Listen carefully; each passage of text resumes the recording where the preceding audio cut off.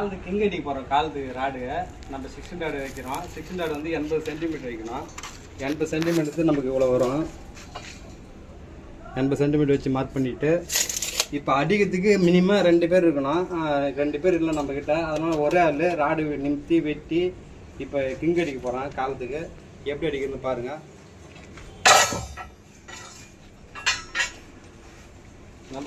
நம்ம சென்ட்ரிங்கர் நண்பர்கள்லாம் ஒரு யூஸ்ஃபுல்லான ஒரு ஐடியா சொல்கிறேன். ஏன்னா ஆள் பட்சத்தில் நம்மளும் இதுமாரி காலத்தில் கட்டிடலாம். இல்லைன்னா பாட்டத்தில் போட்டு இதுமாரி ஒரு பலகை போட்டுட்டு இதுமாரி முட்டை வச்சு சப்போர்ட் பண்ணிட்டு ஒரே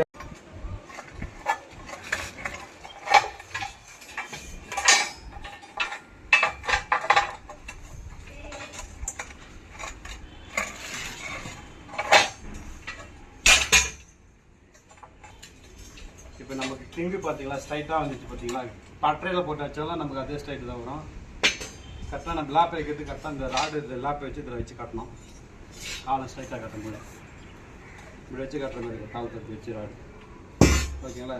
அனைத்து சென்ட்ரிங்கர் நண்பர்களுக்கும் கொஞ்சம் ஷேர் பண்ணுங்கள். பார்த்தா இப்போ இதுமாரி சிங்கிளெல்லாம் இருக்கும் எப்படி சொல்லிட்டேன். அதுமாரி காலத்தில் நம்ம ரூப்புக்கு மேலே காலத்தில் கட்டி ஒரு பிட்ராடு வச்சு கட்டுறது தான். அது ஒரு வீடியோவில் நான் பதிவு போடுறேன். அது பாருங்கள் நண்பர்களே.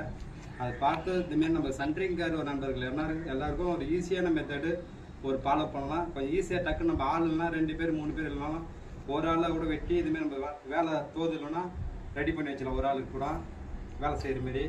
அதுக்கடுத்து ஆளுங்க தான் ரெடி பண்ணிக்கலாம். ஈஸியான மெத்தட். இந்த மெத்தட் மாரி ஃபாலோ பண்ணிக்கலாம். அதுமாரி ரூப்லேயும் காலத்து தலைலாம் போட்ட பிறகு ரூப்பில் காலத்தை வச்சு ஒரு பிட்ராடு வச்சு கட்டுறது அதுவும் உங்களுக்கு ஒரு வேறு வீடியோவில் போடுறேன். ஓகே நண்பர்களே, சென்ட்ரிங்கர் அனைத்து நண்பர்களுக்கும் ஒரு பயனுள்ளதாக இருக்கும்னு நினைக்கிறேன். ஸோ ஓகே, பாய், தேங்க்யூ.